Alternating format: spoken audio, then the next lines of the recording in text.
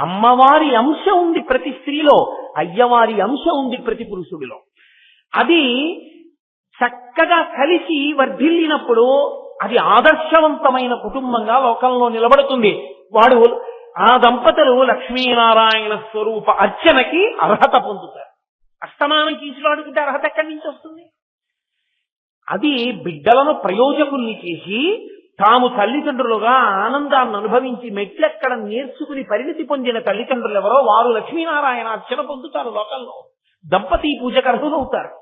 కనుక శంకరులు అంటున్నారు, విశాల నీలోత్పల లోచనాయై, అమ్మవారి కన్ను నల్ల కలువవలె ఉన్నది అన్నప్పటికీ అందులో ఇన్ని లక్షణములు ఉన్నాయి. భక్తుల్ని కాపాడగలిగినటువంటి లక్షణము ఎప్పుడూ ఉంటుంది.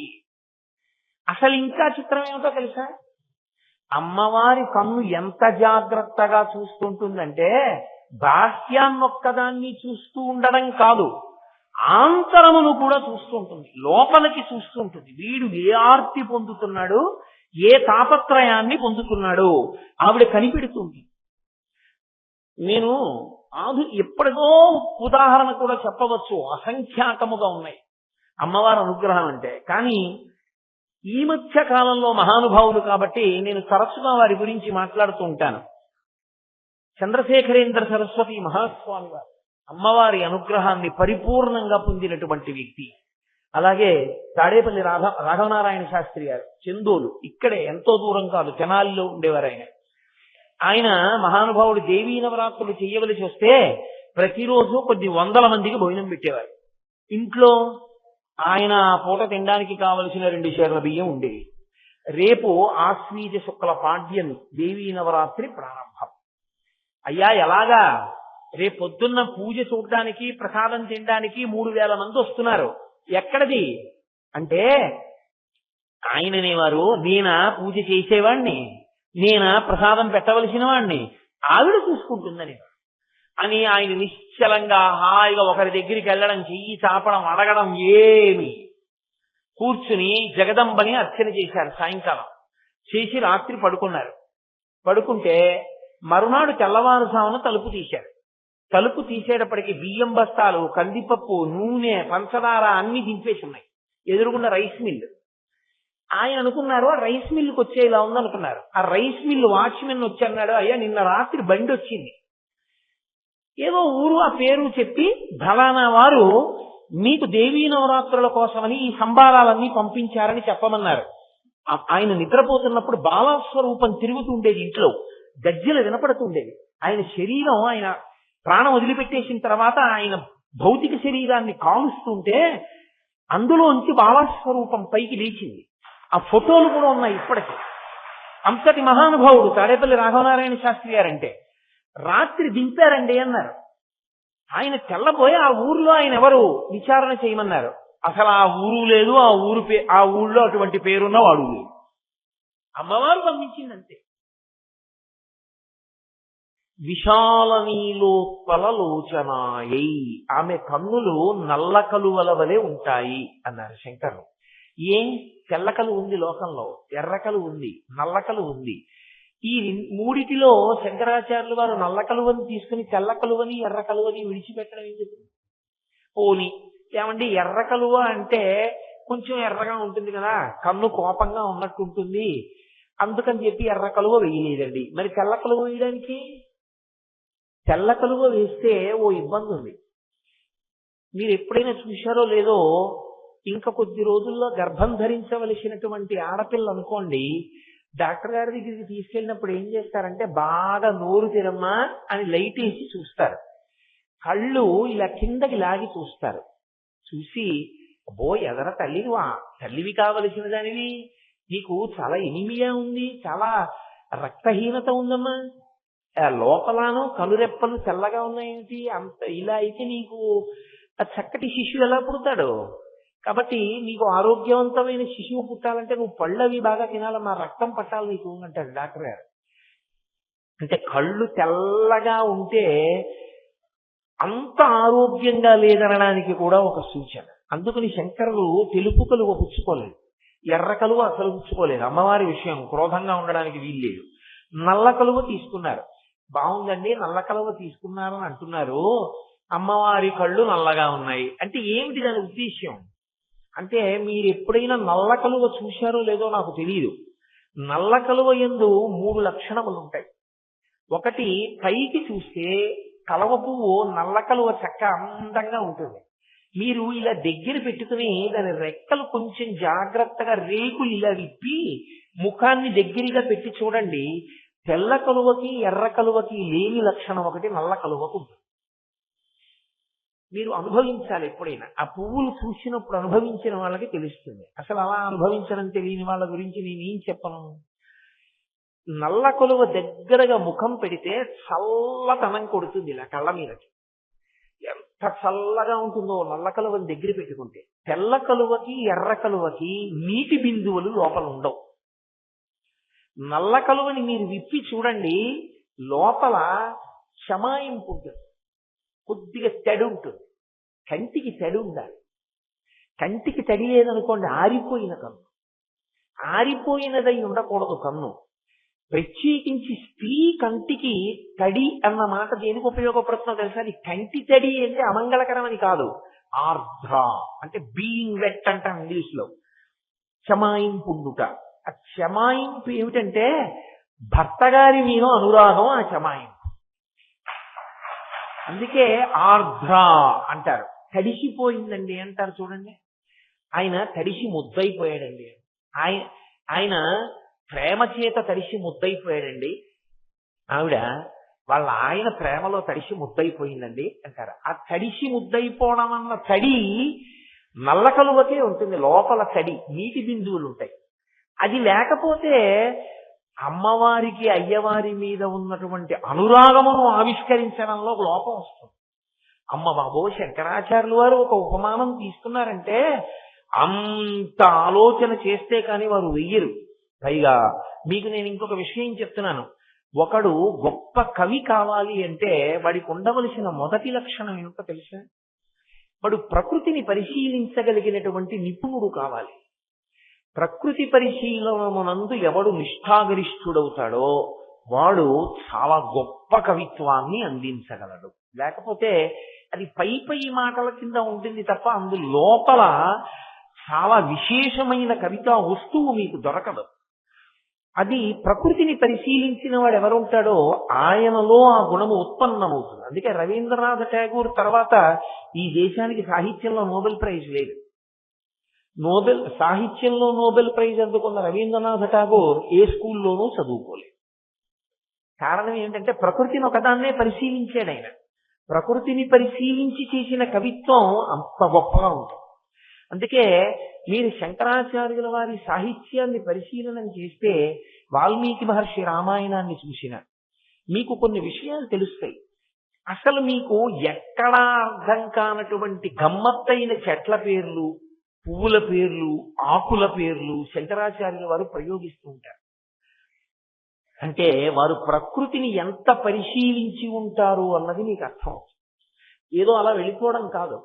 ఒక విషయాన్ని చూస్తే అంత అందంగా పరిశీలన చేస్తారు ఆయన. అందుకే తెల్ల కలువకి, నల్ల కలువకి, ఎర్ర కలువకి తేడా చెప్తూ మీరు ప్రత్యేకించి సౌందర్యలహరి వినాలి, సౌందర్యలహరి చదువుకోవాలి. చదువుకుంటే ఆయన ఎక్కడెక్కడ ఏ కలువ పువ్వు వేస్తారో అమ్మవారి కంటికి దాన్ని బట్టి మీకు భావం తెలుస్తుంది. అంత లోతుగా ఉంటుంది. ఉపమానం వేస్తే మీరు ఎక్కడా ఇంకా పక్కకి తీయలేరు. అన్ని లక్షణములు ఆ కంటిలోకి వచ్చేస్తాయి అంతే. అంత గొప్పగా తీసుకొచ్చేస్తారు ఆయన. అందులో ప్రత్యేకించి మీరు దేని గురించి చెప్పండి, ఇబ్బంది ఉండదు. ఏదో ఒక ఉపమానం వేసి సరిపెట్టే ప్రయత్నం చెయ్యొచ్చు. కన్నుల విషయంలో చాలా జాగ్రత్తగా ఉండాలి. ఎందుకనో తెలుసా? కన్నులొక్కటే నవరసములను ఆవిష్కరిస్తాయి. శరీరంలో మిగిలిన ఏ అవయవము నవరసములను ఆవిష్కరించదు. ఏదో నాకు కోపం వచ్చిందనుకోండి, ఇలా అంటాను, నా చేయి చెప్తుంది. నాలో ఏదో ఆశ్చర్యరసము ఆవిర్భవించిందనుకోండి, నా చేతి ద్వారా తెలియదు. కానీ శృంగార రసం నుంచి, బీభత్సం నుంచి, రౌద్రరసం, కరుణారసం అన్ని కళ్ళలోంచే పైకి తెలుస్తాయి. అందుకే శంకరాచార్యులు వారు సౌందర్యలహరిలో అమ్మవారి కళ్ళలోంచి పైకొచ్చేటటువంటి నవరసములను చెప్పవలసి వస్తే ఇంకొక అవయవంతో చెప్పలేదు, కళ్ళ మీదే చెప్పారు. శివే శృంగారార్ధ్ర అన్నారు అక్కడ. శివే శృంగారార్ధ్ర, ఆర్ధ్ర అంటే తడి. ఆవిడ కంటికి తడి ఉంది, ఏమా తడి? శివే శృంగారార్ధ్ర, పరమశివుని యందు ఆమెకి ఉన్నటువంటి ప్రేమయే ఆ కంటికి ఉన్నటువంటి తడి. ఆవిడ తడిపేస్తుంది పరమశివుణ్ణి, ముద్దయిపోతాడంతే. ఆమె ప్రేమలో తడిసి ముద్దయిపోతాడు. ఆ ప్రేమలో తడిసి ముద్దయిపోయేటట్టుగా అమ్మవారి కన్నులలోంచి ఆవిష్కృతమయ్యేటటువంటి ఆ ప్రేమ, ఆ శృంగార రసము ఆమె కంటి యందు ఉండేటటువంటి ఆ చమాయింపు, ఆ తడి, దాన్ని అమంగళకరంగా తీసుకోకూడదు. ఏదో కన్నీటి బిందువులన్న భావన కాదది. కంటికి ఉండవలసిన లక్షణం. కన్ను ఆరిపోయిందనుకోండి, అది ప్రమాదహేతు. కన్నెప్పుడు తడిగా ఉండాలి, కన్నెప్పుడు చమాయింపుతో ఉంటుంది. ఉంటేనే కన్ను ఆరోగ్యంగా ఉంటుంది. ఒక్క నల్ల కలువకి మాత్రమే ఆ నీటి బిందువులు ఉంటాయి. కాబట్టి నల్ల కలువకి చల్లదనం ఉంటుంది. నల్ల కలువకి మీకు చల్లదనాన్ని ఇచ్చేటటువంటి లక్షణం ఉంటుంది. నల్లటి కలువకు దగ్గరికి వెళ్ళి మీరు వెడితే మీకు చల్లగా హాయిగా ఉంటుంది. అందుకే చూడండి, రాత్రి పడుకోబోయేటప్పుడు ఎవ్వరూ ఎర్రటి లైటు లేకపోతే పచ్చటి లైటు ఇలాంటివి వేసుకోరు. నీలంగా ఉండే లైట్ కానీ అటువంటివి వేసుకుంటారు. ఎందుకని అంటే కంటికి చల్లగా ఉంటుంది. పడుకున్నప్పుడు తొందరగా నిద్ర వస్తుంది, కంటిని ఇబ్బంది పెట్టదు అది. అంటే అమ్మవారి చూపులు ఎప్పుడూ నల్లగా ఉంటాయని గుర్తు. నల్లగా ఉండడం అంటే చల్లగా ఉండడం. నల్లతనం చల్లతనం కలిసి ఉండేది రెండిటిలో ఉంటుంది. ఒకటి నీరు నిండిన మేఘమునందు, కురిసేసిన మేఘంలో ఉండదు. మళ్ళీ అది శరత్కాల మేఘం అంటారు. అది తొందరగా వెడుతుంది, చాలా వేగంగా వెడుతుంది. నిండు గర్భిణి ఎలా నడిచి వస్తుందో అలా నడిచి వచ్చేటటువంటి మేఘం నీరు నిండినటువంటి మేఘం. జలదన్నికతే అంటారు శంకరులు. నీరు నిండిన మేఘం అలా ఉంటుంది. అందుకే శంకరులు ఎప్పుడైనా చెప్పవలసి వస్తే ఒక మాట చెప్తారు. పరమశివుడు ఎటువంటి వాడంటేట మగనెమలి లాంటి వాడు. అమ్మవారు ఎటువంటిదంటేట నల్ల మబ్బు లాంటిది.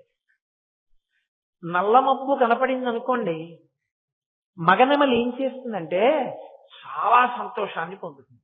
అప్పటి వరకు అది మామూలుగా తిరుగుతుంటుంది, విప్పురి విప్పదు, పింఛం విప్పదు, అది ఆట ఆడదు. దాంట్లో మనసు ప్రహృష్టం అవడం అన్నది ఏమి ఉండదు. ఏదో ఎరుపు తింటూ ఉంటుంది, తిరుగుతూ ఉంటుంది. నల్లని మబ్బులు వస్తాయి. నల్లని మబ్బులు చూడగానే మగనెమలికి ఎంత సంతోషం కలుగుతుందంటే ఇంత పింఛాన్ని విప్పేస్తుంది. విప్పేసి నల్ల మబ్బుని చూస్తే చాలు క్రాంఖనం చేసి ఆడుతుంది. శంకరాచార్యులు వారు పరమశివుణ్ణి అన్నారు, నువ్వు మగనెమలి లాంటి వాడివి, మా అమ్మ నల్ల మబ్బు లాంటిది అన్నారు. అమ్మవారు నల్లగా ఉంటుంది కదా, నారాయణి కాళి. నల్లగా ఉన్న అమ్మవారిని నల్ల మబ్బుతో పోల్చారు. ఎందుకంటే నీరు నిండిన మేఘం చల్లతనం నల్లతనం కలిసి ఉంటుంది. అది కురుస్తుంది. కురిస్తే లోకాలకన్నిటికీ శాంతి కలుగుతుంది, అన్నం దొరుకుతుంది. ఆ నల్లతనం చల్లతనం కలిసి ఉండేది నీరు నిండిన మేఘంలో ఉంటుంది, నల్ల కలువలో ఉంటుంది. అందుకే శంకరులు ఎక్కడైనా పోలిక వేస్తే అమ్మవారిని నల్ల మబ్బుతో పోలుస్తారు. అందుకే కృష్ణ భగవానుడు విష్ణు స్వరూపం నల్లటి మబ్బులో ఉంటారు. కారణం ఏమిటంటే ఆ నల్లతనం చల్లతనం కలిసి ఉంటాయి. ఇక్కడ కూడా శంకరులు విశాల నీలోత్పలలోచనాయై, అమ్మా నీ కన్ను చాలా దూరం చూసే లక్షణంతో ఉండి నల్ల కలువలా ఉంటుంది. అంటే మా పట్ల చల్లని చూపు కలిగినదై ఉంటుంది. ఎప్పుడూ ఎరుపెక్కుతుంది అని చెప్పడం అసలు కుదరనిది ఏది అంటే ఒక్క నల్ల కలువే. పైగా నల్ల కలువకుండే లక్షణం ఏమిటో తెలుసా అండి? మీరు ఎప్పుడైనా నల్ల కలువ పువ్వు దొరికితే జాగ్రత్తగా చూడండి. ఆ రేకులు పీకికండి. కొంచెం బాగా దగ్గరగా చూస్తే మధ్యలో దుద్దు ఉంటుంది. ఆ దుద్దు దగ్గర చూస్తే ఈ రేకులు దుద్దు దగ్గర ఎక్కడ ఎక్కుతాయో అక్కడ తెల్లగా ఉంటుంది. కంటికి కన్నంతా నల్లగా ఉందని చెప్పినా కన్ను యొక్క నల్లటి గుడ్డు పక్క భాగం తెల్లగా ఉండద్దు. లేకపోతే అది ఎలా సరిపోతుంది? నల్ల కలువ అయితే దానికి మొదట్లో తెలుపు ఉంటుంది. అందుకని కంటికి బాగా సరిపోతుంది, అమ్మవారి యొక్క చూపులలో చల్లతనానికి సరిపోతుంది. అందుకే విశాలమీలోత్పలలోచనాయై, విశాలమైనటువంటి దృష్టి కలిగిన అమ్మ. ఆ విశాలమైన దృష్టి అంటే ఎంత దూరమో చూస్తుంది, బ్రహ్మాండముల కన్నా ఎక్కువ దూరం. అంటే ఎప్పుడూ తన బిడ్డల్ని ఆదమరవకుండా తడివి చూసుకునేటటువంటి లక్షణమున్నవో అమ్మా, ఆ బ్రహ్మకీట జననివి కదా. అందుకని నీ కంటికి అటువంటి లక్షణాన్ని వేస్తూ విశాలమీలోత్పలలోచనాయై. బాగుందండి. అంటే అమ్మవారి కన్ను ఎప్పుడూ ఇలాగే ఉంటుందా? దానికి అలా చల్లగా చూడడం ఒక్కటే తప్ప ఇంకే లక్షణము ఉండదా? అప్పుడు మరికొన్ని ఇబ్బందులు వచ్చి చేరుతాయి. అలా అంటే మూకశంకరులు చాలా గొప్పగా పూరించారు దీన్ని. ఈ నల్లకలు అంటే శంకర భగవత్పాదుల యొక్క ఆలోచనకి మరింత సమగ్ర స్వరూపాన్ని తీసుకొచ్చారు కటాక్ష శతకంలో మూకశంకరులు. నాకు జ్ఞాపకం ఉంటే ఆ శ్లోకాన్ని అంటాను. అందులో ఆయన ఒక మాట అంటారు, నీలోపి రాగమధికం జనయత్పురారే. అమ్మా, నీలోపి అంటే నల్ల కలువ. నల్ల కలువ నల్లగా ఉంటుంది. నల్లటి కలువలోంచి ఎర్రని రంగు రాకూడదు కాదు, అవునా కాదా? అది ఎర్రని కలువ అయితేనే ఎరుపు రంగు రావాలి. నల్ల కలువలోంచి ఎరుపు రంగు రాదని కదా నేను మీతో చెప్పాను. నల్ల కలువలోంచి ఎర్ర జీర రాకపోతే, ఎర్ర రంగు రాకపోతే, ఎరుపు దేనికి సంకేతమో తెలుసా? అనురాగానికి సంకేతం. అందుకే భార్య మీద వలపు కలిగిన కన్నులు లేదా భర్త మీద వలపు కలిగిన కన్నులు ఎరుపు జీరతో ఉంటాయి అని శాస్త్రం. మరి ఎరుపు జీర రాకపోతే అమ్మా, నీకు పరమేశ్వరుని యందు ఉన్నటువంటి ప్రేమని ఎరుపుతో ఎలా ఆవిష్కరించడం కుదురుతుంది? అది నల్ల కలువే అయిపోతే, అసలు ఎప్పుడు ఎరుపు రాకపోతే. అంటే మూకశంకరులు అన్నారు, ఇది సృష్టిలోనే విచిత్రం అమ్మా. నీలో అపి, అపి అంటే కూడా, అయి కూడా అని అర్థం సంస్కృతంలో. నీలోపి నల్ల కలువ అయ్యుండి కూడా రాగమధికం జమయం పురారే, పురములను పడగొట్టినటువంటి పురారి అయినటువంటి పరమేశ్వరుని యందు వలపు రగిలించగలిగినటువంటి కనపడని ఎరుపు కాంతులు ఒక్క పరమశివుడికి మాత్రమే కనపడగలిగిన ఎరుపు కలిగిన కన్నులు నీవమ్మా. ఆ ఎరుపు మాకు కనపడకూడదు. అందులో పవిత్రత ఏమిటో తెలుసా? అమ్మని కామంతో చూడడానికి అర్హత ఉన్నది నాన్నగారికి ఒక్కరికి. నా తల్లి మా అమ్మని అనురాగ భావనతో చూసేవారెవరు? మా నాన్నగారు ఒక్కరే. మా నాన్నగారు ఒక్కరిది అధికారం మా అమ్మను అలా చూసే అధికారం. మా అమ్మ మా నాన్నగారి పట్ల అనురాగంతో చూసేటటువంటి అధికారం మా అమ్మకే ఉంది నాన్నగారి మీద. అలాగా మా అమ్మ మా వంక చూస్తే నల్లని చూపులు, చల్లని చూపులు, కరుణతో కూడిన చూపులు, ప్రేమతో కూడిన చూపులు. అందుకని అసలు మా అమ్మ కన్నులలో అనురాగపు చూపులు, మా అమ్మ కన్నుల వలపు చూపులు మాకు కనపడవు. ఎందుకని మా నాన్నగారికే కనపడతాయి. అది పవిత్రత కదా. అది మా నాన్నగారికే కనపడడం పవిత్రత. అందుకని మాకెప్పుడు నల్ల కలువ కనపడుతోంది, కానీ ఎర్రతనం ఉంది, అనురాగం ఉంది, శృంగారరసం ఉంది. అది ఎవరికి కనపడుతుందో తెలుసా? ఒక్క పురారికే కనపడుతుంది. నీకు నాకు ఎందుకు కనపడ్డం? అసలు ఆవిడ శివకామ సుందరి, ఆవిడ పరమేశ్వరునికి ఇల్లాలు, మనకి జగజ్జనని మన అమ్మ. మన అమ్మ మన వంక చూడవలసింది నల్లగా, మనం మన అమ్మ వంక చూడవలసింది చల్లగా. మనకెందుకు ఆ ఎరుపు? అమ్మ కళ్ళల్లో ఎరుపు మనకి కనపడనూకూడదు. మనం అమ్మవారి కన్నుల వంక చూసేటప్పుడు ఎరుపు చీరతో చూడనూకూడదు. అందుకని నీకు అనవసరం కాబట్టి నీకు కనపట్టలేదు. ఎవరికి కనపడాలో వాడికి కనపడుతోందా ఎరుపు చీర? అపి అమ్మ నల్ల కలువ ఈ ఉండి పురారికి మాత్రం ఎరుపు కనపడుతోంది. మరి మాకెందుకు కనపట్టలేదండి అని మీరు అడగకూడదు, నేను అడగకూడదు. మనం బిడ్డలం కాబట్టి మనకు ఎలా కనపడుతుంది కదా? మీరు అందుకున్నారు అనుకుంటున్నాను నేను. ఇంతకన్నా స్పష్టంగా చెప్పడం బాగుండదు. కాబట్టి నీలోపి రాగమధికం జనయం పురారే.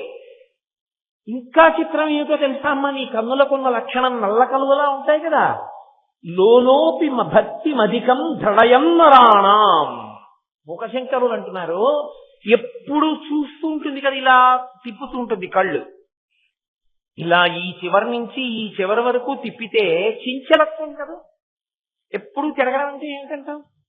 చించలత్వం అని అంటాం. చించల నేత్రములు ఎప్పుడూ తిరుగుతూ ఉంటాయి. ఎప్పుడూ తిరుగుతున్న కళ్ళకి స్థిరత్వం ఎక్కడుంది? మరి దోషం రాలేదా? అంటే ఆయన అన్నారు, అదే అమ్మా నీ కళ్ళకున్న గొప్పతనం. ఆ కన్నులు తిరుగుతూ ఉంటాయి. ఆ కన్నులు తిరుగుతూ మా మనసులలో కదలకుండా నిలబడగలిగిన భక్తిని ప్రసాదిస్తాయి. మీరు చూడండి, కొన్ని తిరుగుతాయి, కొన్ని తిరుగుతూ తిరగకుండా ఉండగలిగిన లక్షణాన్ని మీకు ఇస్తాయి. సైకిల్ చక్రాలు తిరుగుతూ ఉంటాయి. సైకిల్ మీద కూర్చున్నవాడు మాత్రం అలాగే ఉంటాడు. ప్రయాణం నడిచిపోతుంటుంది, కానీ ఆయన ఏమి ఊరికే తిరిగి సైకిల్ చక్రం తిరిగినట్టు ఆయన ఇలా తిరుగుతాడేంటి? ఆయన ఏం తిరగడం. అది తిరుగుతూ మిమ్మల్ని అలాగే కూర్చోబెట్టి గమ్యానికి తీసుకెళ్ళిపోతాయి. నేను కారు ఎక్కాను, ఇక్కడ రావడానికి కారెక్కి నేనేం చేశాను? కూర్చున్నానంటే. నేనేమీ చేయలేదు, నేను కూర్చున్నాను. నేనేం పరిగెత్తలేదు, కాళ్ళు కదపలేదు, హాయిగా అలా కూర్చున్నాను. కదిలినవి చక్రాలు కదిలాయి, కారు కదిలింది. కారు కదిలినా నేను కూడా కారుతో పాటు ఏమీ కదిలిపోలేదు. ఇలాగా కూర్చున్నా నేను వచ్చేసాను ఇక్కడికి. అది కదులుతూ నేను కదలకపోయినా నన్ను కదిపేసి యానాన్ని తీసుకొచ్చేసినట్టు అమ్మా నీ కన్నులు కదులుతూ నాలో కదలిక లేని స్థితిని తీసుకొస్తాయి. అది చిత్రం. లోలోపి భక్తిమధికం జనయం ధడయం జనానాం. భక్తి అన్న మాటకు అర్థం ఏంటి? ఒకే వస్తువు మీద అటు ఇటు తిరగకుండా దృష్టి, దాని మీదే దృష్టి నిలబడిందనుకోండి భక్తి అంటే. ఎక్కడికి వెళ్ళినా ఏది చూసినా భగవంతుడే కనపడుతున్నాడు అనుకోండి, అది భక్తి. నోటితో చెప్పడం కాదు, అనుభవంలోకి వస్తే భక్తి. ఏది చూస్తున్నా అది ఏ ఇతర రకములైన ఉద్వేగాన్ని కల్పించకుండా భగవద్దర్శనమునకు హేతువు కావాలి.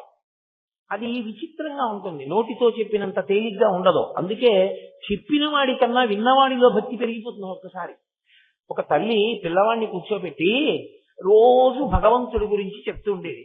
రే నాన్న, దేవుడు ఎప్పుడు చూస్తూ ఉంటాడరా, మన గురించే వింటూ ఉంటాడు, మనం ఆయన్ని పిలిస్తే పలుకుతాడరా అని చెప్తూ ఉండేది. ఒకరోజు సాయంకాలం అయింది, విపరీతంగా మబ్బు పట్టి మెరుపులు మెరిసి పిడుగులు పడుతున్నాయి. అదే పిల్లవాడు భయపడతాడేమో స్కూల్ నుంచి రావడానికి, ఇంత మెరుపులు మెరుస్తున్నాయి, ఇంత పిడుగులు పడుతున్నాయని. 1-2 సందుల అవతల ఉంది స్కూల్. ఈవిడ గబగబా వెళ్ళి మెరుపులు మెరుస్తున్నాయని 2 గొడుగులు పట్టుకెళ్ళి ఒకటి తను వేసుకుని ఒకటి పిల్లాడికి ఇచ్చి తీసుకొచ్చేస్తోంది ఇంటికి. తీసుకొస్తుంటే మెరుపు మెరిసినప్పుడల్లా వాడు నిలబడుతున్నాడు. తెల్లండి, ఎందుకున్నా మెరుపు మెరిసినప్పుడల్లా నిలబడతాయిట్రా, గబగబా నడు ఇంటికి అని. అంటే వాడన్నాడు, అమ్మా నువ్వే కదూ చెప్పావు భగవంతుడు ఎప్పుడూ మనల్ని చూస్తూ ఉంటాడని. భగవంతుడికి కోరిక పుట్టిందమ్మా.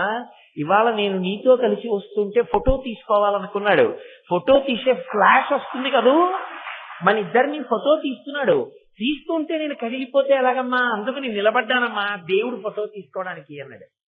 అంటే చెప్పిన తల్లి కన్నా వాడిలో ఎంత కుదురుకుపోయిందో చూడండి భక్తి. వాడికి మెరుపులో పరమేశ్వరుడు కనపడ్డాడు వాడికి.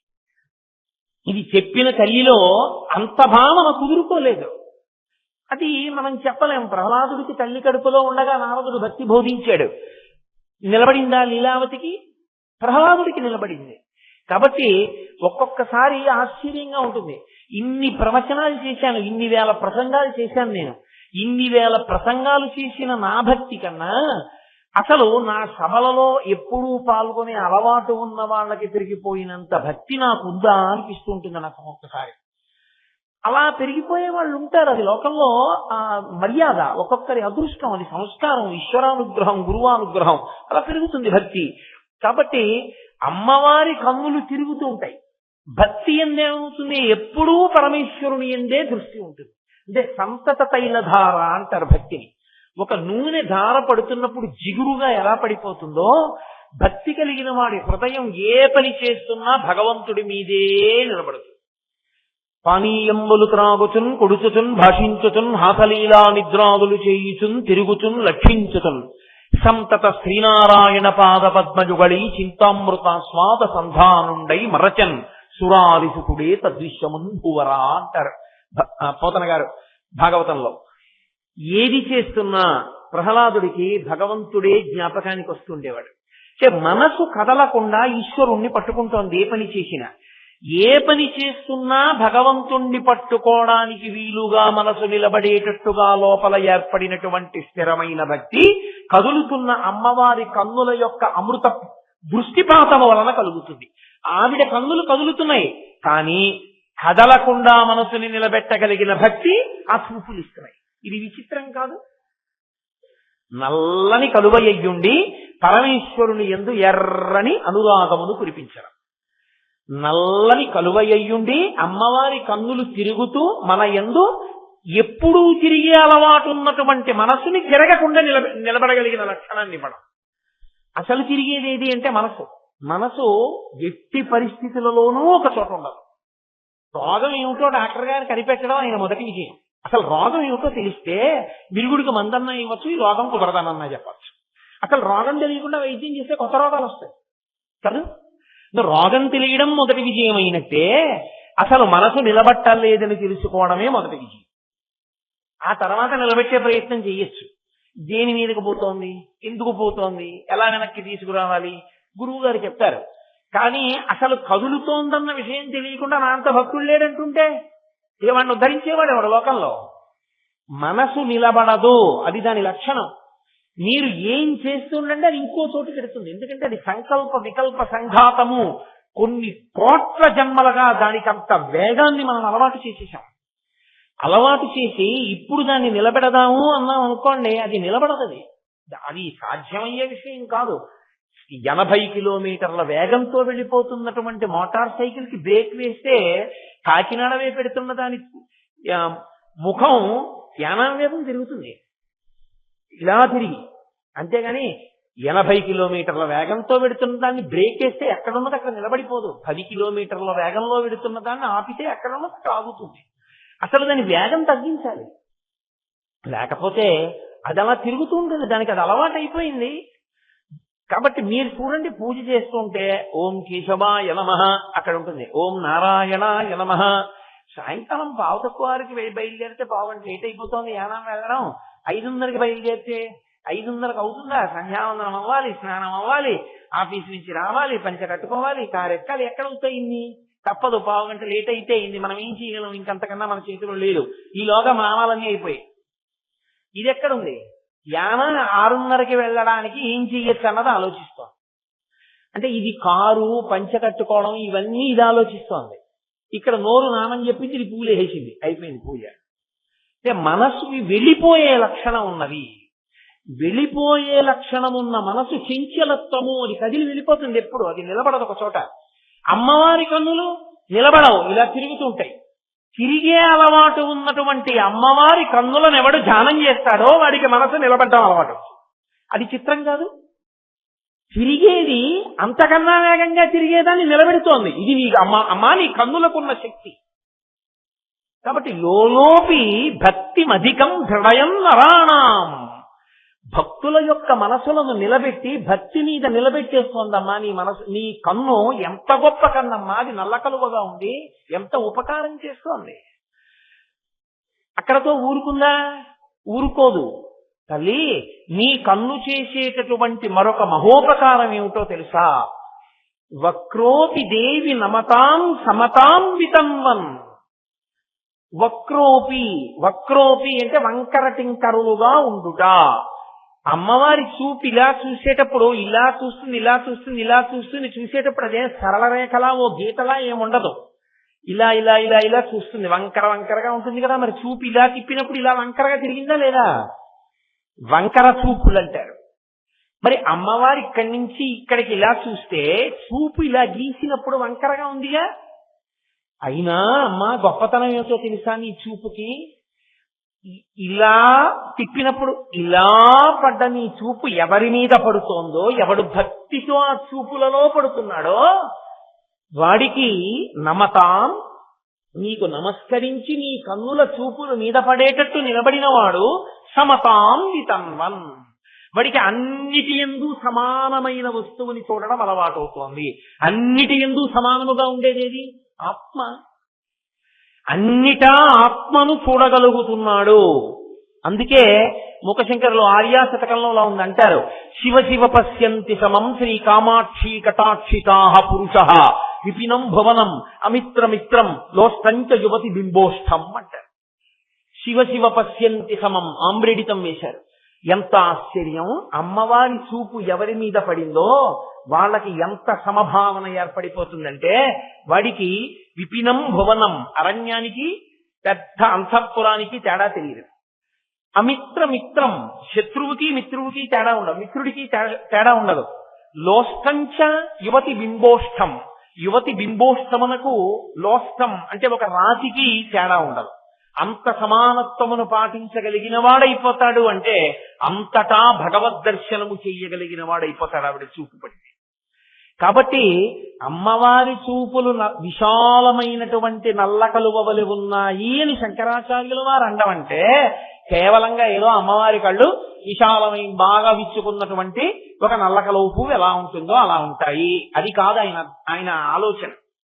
ఆయన ఆలోచనలో అనేక భావములను ఆయన నల్ల కలువను అడ్డు పెట్టి చెప్తున్నారు. ఒకటి, ఆమె తన భర్త యందు అంత అనురాగము కలిగినది. రెండు, ఆమె తన బిడ్డల పట్ల అంత దయా ప్రేమ కలిగినది. మూడు, ఆమె పరమకారుణ్యశీలి అయి ఎప్పుడూ చూస్తూనే ఉంటుంది లోకాన్ని, ఎవరు అమ్మా అంటారో రక్షించాలని చూస్తూ ఉంటుంది. కాబట్టి ఇప్పుడు అమ్మవారి యందు భక్తిని కల్పించడానికి శంకరులు దీన్ని ప్రమాణంగా తీసుకుని మాట్లాడుతున్నారు. కాదు, మీరు ఒక ఇంటి ఇల్లాలిని చూడండి, ఇంటి ఇల్లాలి కన్నులు కూడా అలాగే ఉండాలి. ఇంకా నేను వేరే దానికి వివరణ చెయ్యక్కర్లేదు.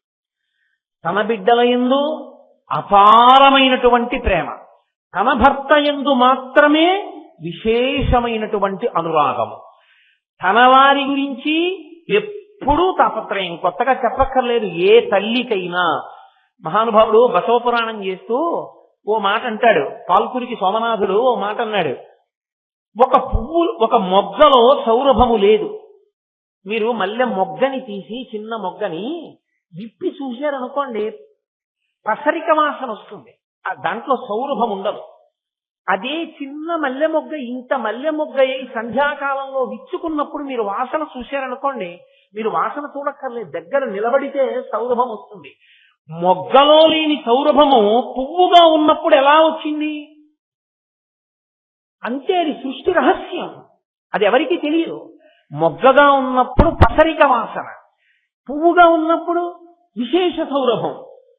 ఆమె తన అక్కకి కొడుకు పుట్టినప్పుడు ఉసే కొంచెం వీడిని ఇలా పట్టుకోదే, వీడు మల విసర్జన చేశాడంటే వాడిని ఇలా పట్టుకుని చీచి చీచి చీచి ఏమిటిరా అంటుంది. తనకి పిల్లాడి పుడితే నా బంగారు కొండ అని వాడి రెండు కాళ్ళు పైకెత్తి వాడి అశుద్ధాన్ని కూడా తుడిచేస్తున్నది. అమ్మ ప్రేమ ఎప్పుడు వచ్చింది ఆవిడికి అంత ప్రేమ అని మీరు నన్ను అడిగితే నేనేం చెప్తాను? మల్లె మొగ్గలో పసరికతనం పోయి మల్లె పువ్వులో సౌరభం వచ్చినట్టు మాతృత్వముతో పాటు ఆ ప్రేమ వచ్చేస్తుందంటే దానికి కొత్తగా ట్రైనింగ్ స్కూల్స్ ఉండవు. అది ఏ తల్లికైనా ఏ ఇంటనైనా ఉంటుంది. అది లేనివాడు సృష్టి లేదు, అసలు నిలబడవు కుటుంబాలు, అసలు లోకం నిలబడదు. కాబట్టి అమ్మవారికే కాదు ప్రతి ఇంట ఉంది ఇది.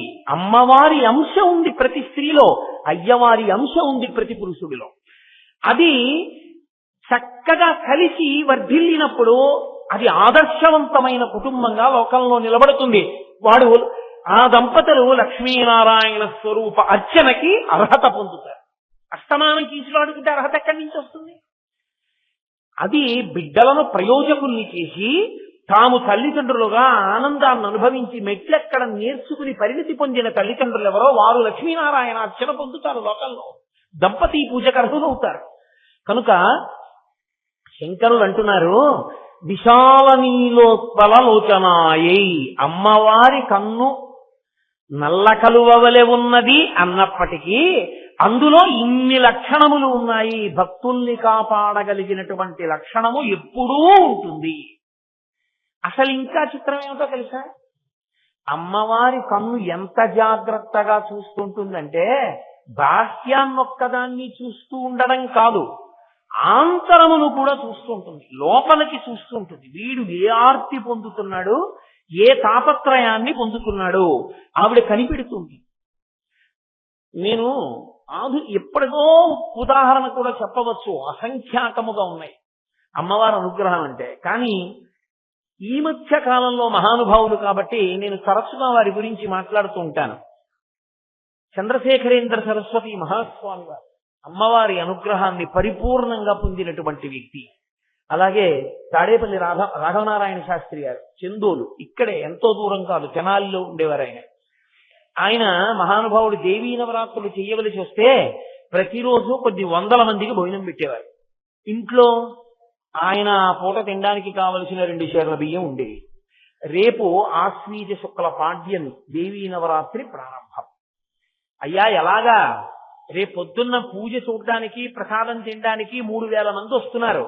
ఎక్కడది అంటే ఆయననేవారు, నేనా పూజ చేసేవాణ్ణి, నేనా ప్రసాదం పెట్టవలసిన వాణ్ణి, ఆవిడ చూసుకుంటుందని అని ఆయన నిశ్చలంగా హాయిగా ఒకరి దగ్గరికి వెళ్ళడం, చెయ్యి చాపడం, అడగడం ఏమి, కూర్చుని జగదంబని అర్చన చేశారు. సాయంకాలం చేసి రాత్రి పడుకున్నారు.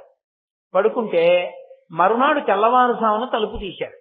తలుపు తీసేటప్పటికి బియ్యం బస్తాలు, కందిపప్పు, నూనె, పంచదార అన్ని దింపేసి ఉన్నాయి. ఎదురుగున్న రైస్ మిల్.